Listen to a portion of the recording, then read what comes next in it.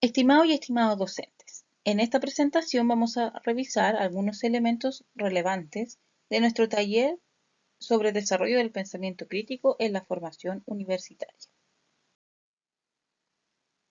El pensamiento crítico tiene una larga trayectoria en el campo de la teoría educativa. La educación ha proyectado estas reflexiones en el marco de la escolarización y la ampliación de las prácticas pedagógicas transformadoras. Sin embargo, existen otras dos tradiciones relevantes que es importante mencionar.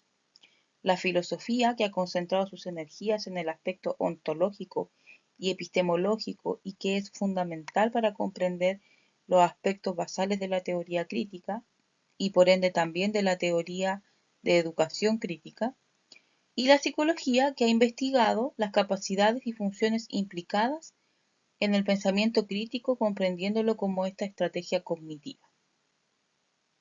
Sin duda, tanto la filosofía como la educación son dos tradiciones que están presentes en nuestro modelo institucional y que conforman un sustento relevante para la configuración de procesos educativos basados en una teoría crítica.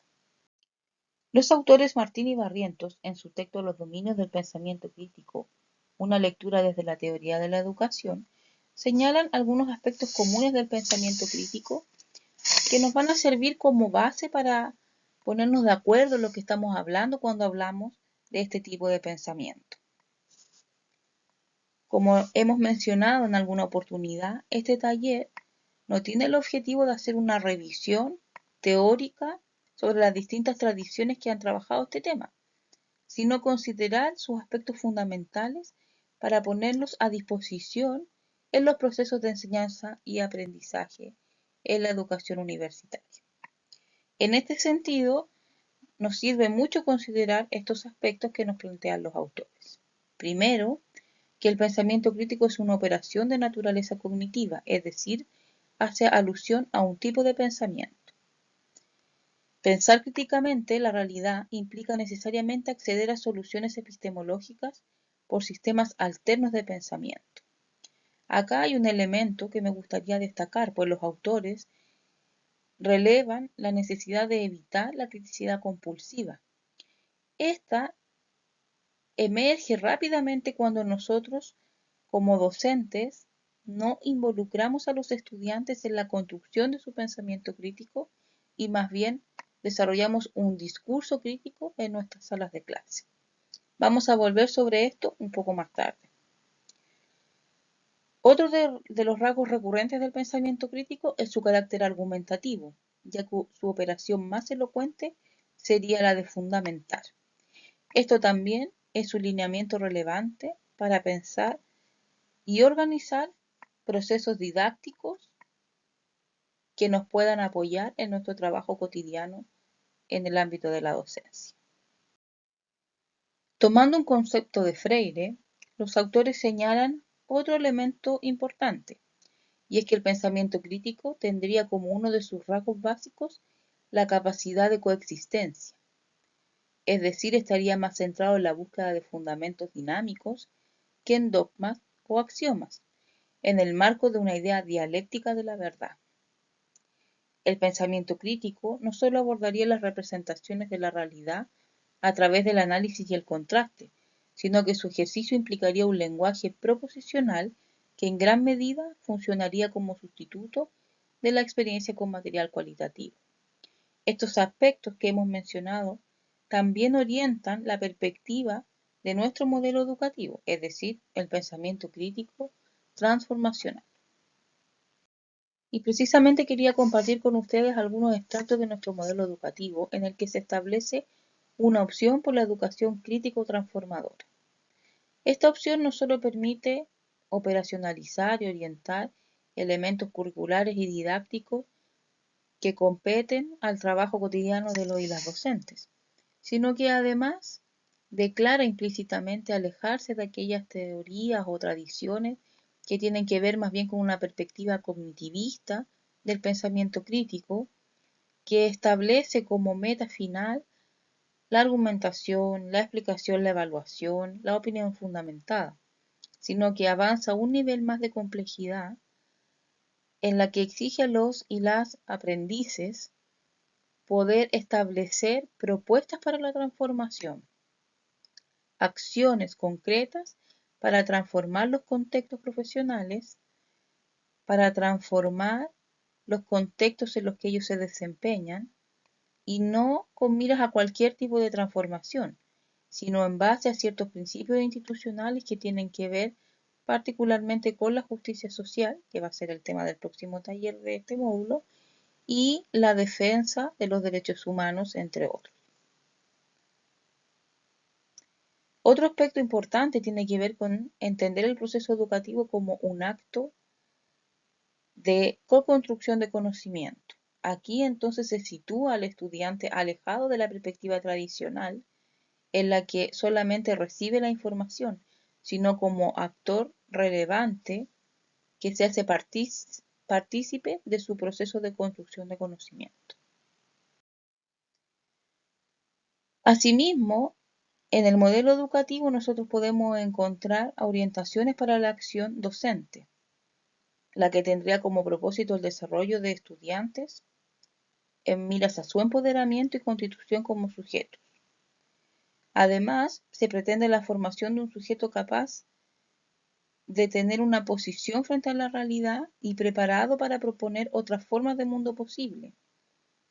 Esto es un poco lo que conversábamos en la diapositiva anterior, es decir, no solamente tiene una posición, la argumenta, la comunica, etc., sino que además propone otras formas de organizar el mundo, toda vez que el pensamiento crítico le ha permitido comprender las bases de esa organización de la sociedad. En ese sentido, la universidad centra su labor docente y académica en el sujeto educativo y sus aprendizajes, como medio de poder lograr el desarrollo en pleno de sus potencialidades, entre ellas la de transformar la realidad. Este marco que nos entrega el modelo educativo de la UAC no es para que nosotros lo comprendamos como un dogma, lo que estaría absolutamente alejado de lo que queremos lograr en este taller, sino más bien para que nosotros tengamos un principio que nos oriente como docentes. ¿Por qué trabajamos el pensamiento crítico? Porque está en nuestro modelo educativo. ¿Qué tipo de pensamiento crítico? Aquel que se acerca a la lógica de la transformación de la sociedad. Y eso es clave para poder diseñar, organizar procesos educativos que se orienten hacia una perspectiva común. A continuación vamos a trabajar algunas recomendaciones para estructurar los procesos académicos tendientes al desarrollo del pensamiento crítico. Las teorías educativas que tienen como foco el desarrollo del pensamiento crítico, y más aún aquellas que propenden la transformación, se contraponen absolutamente a las teorías educativas tradicionales, que se pueden identificar principalmente porque el rol del docente tiene un protagonismo importante en una transmisión de conocimientos y de información a los estudiantes que cumplen un rol de recepcionar esa información y no tienen protagonismo en la construcción de su propio conocimiento. En términos teóricos, ambas perspectivas se ubican en dos extremos absolutamente contrarios. Sin embargo, la experiencia de la educación en los distintos niveles, tanto escolares como universitarios, indica que existe una permanencia de las prácticas de enseñanza tradicionales.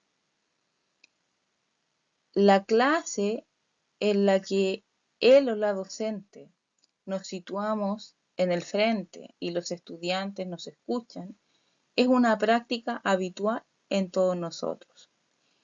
Y por eso levanto este aspecto relevante, porque cuando nosotros tenemos como objetivo desarrollar pensamiento crítico y ser parte de procesos transformacionales, no nos queda más entonces que hacer esfuerzos por abandonar esas prácticas tradicionales para propender que nuestros estudiantes se involucren en la construcción de su propio conocimiento y aporten al desarrollo de su propio pensamiento crítico.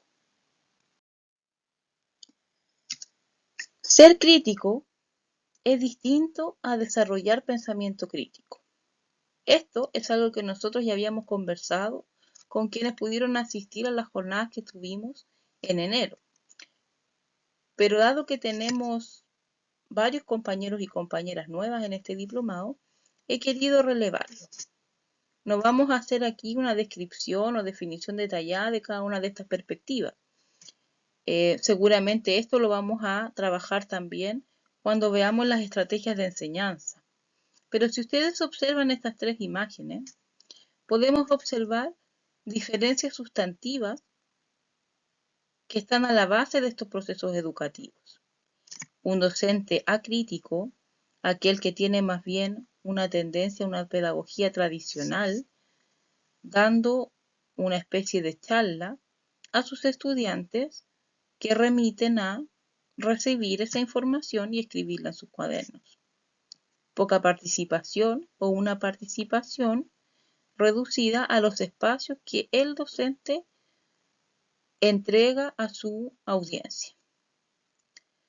Por otra parte, un docente crítico que puede establecer procesos muy interesantes de oralidad sobre distintas perspectivas, problematizar en su clase, pero que sin embargo no da espacio a que los estudiantes desarrollen su propio pensamiento crítico. Y ahí entonces nos vamos a este tercer tipo de docente, el docente que desarrolla pensamiento crítico en sus estudiantes. No es lo mismo entonces un docente que tiene un pensamiento crítico desarrollado, que puede establecer una crítica y una problematización, una argumentación e incluso proponer nuevas formas de organización de la sociedad, a aquel que logra desarrollar aquella habilidad, aquel tipo de pensamiento en otros.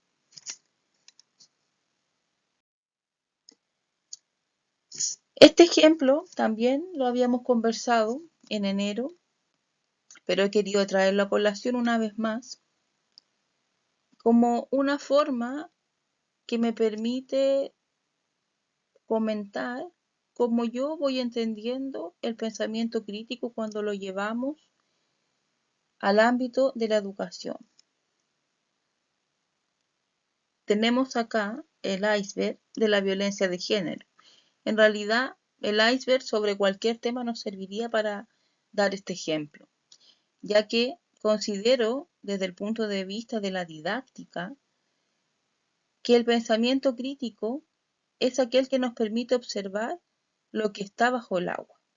Cuando nosotros nos movemos en una perspectiva superficial del aprendizaje, entonces nosotros solamente somos capaces de visualizar aquello que es visible de nuestro iceberg. Cuando nosotros nos movemos en la lógica del pensamiento crítico, entonces nosotros podemos sumergirnos bajo el agua y observar aquello que está en los sustentos de la organización de este iceberg. En ese sentido, un pensamiento crítico transformacional nos permitiría entonces sumergirnos hacia lo más profundo de este océano para visualizar aquello que es invisible desde la superficie y luego proponer formas entonces de organizar nuevas maneras en que lo visible cambie de perspectiva. De manera, es necesario que nosotros como docentes enseñemos a nuestros estudiantes a bucear por este océano para que ellos puedan visualizar aquello que a simple vista se le hacía invisible. Pero para ver lo que hay debajo del agua, nuestros estudiantes necesitan aprender a nadar en la profundidad. Si nosotros sumergimos a nuestros estudiantes en este océano sin enseñarles primero a nadar, entonces lo más probable es que nuestros estudiantes no tengan éxito. Yo no puedo ver lo que hay debajo del agua si me mantengo en la superficie.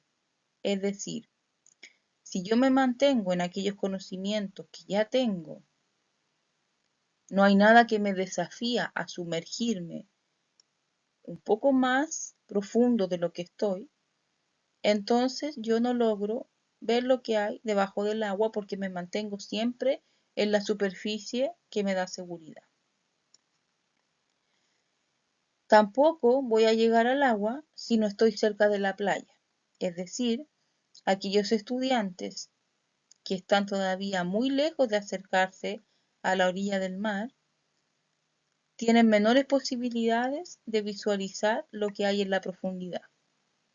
En ese sentido, es importante poder dimensionar quiénes tienen la capacidad de nadar en profundidad y ayudarlos a que ese nado sea de una mejor manera, quienes están en la superficie y necesitan aprender a nadar para poder sumergirse y quienes todavía requieren más apoyo para poder acercarse al océano.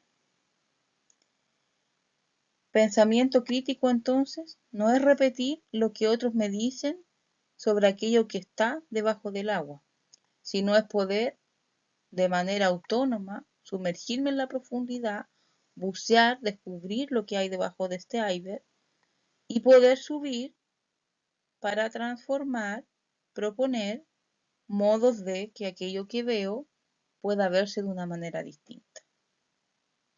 El desarrollo del pensamiento crítico implica trabajar con distintos niveles de dominio.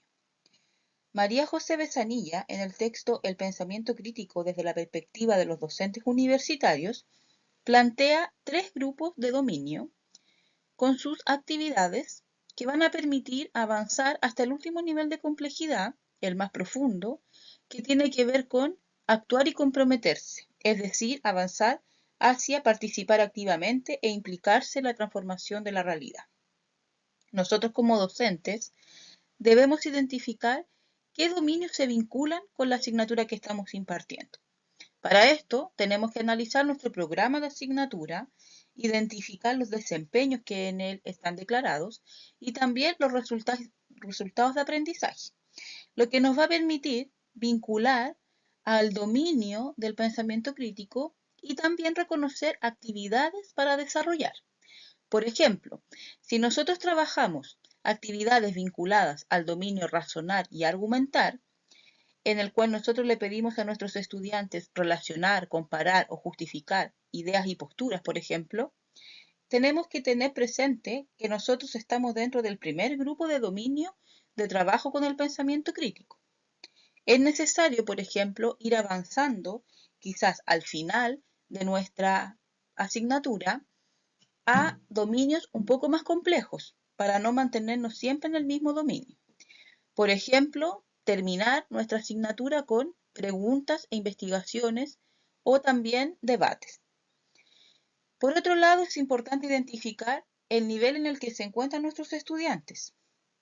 Recordemos que para sumergirnos en las profundidades debemos enseñar a nuestros estudiantes a nadar y acercar al mar a aquellos que están más lejos. En ese sentido, es importante considerar que no todas las asignaturas van a requerir avanzar al nivel más complejo, sino que van aportando progresivamente a ello.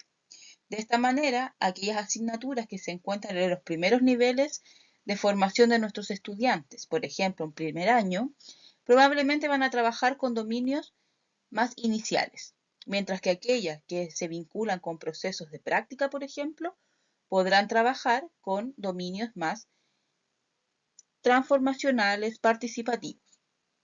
Es importante entonces que como docentes tengamos claro cuál va a ser nuestro aporte al pensamiento crítico y con qué actividades podemos desarrollarlas. Les agradezco haber llegado hasta el final de esta presentación y espero que podamos seguir profundizando este trabajo en los recursos que hemos dispuesto para ustedes en el campus virtual y también en nuestra próxima reunión sincrónica.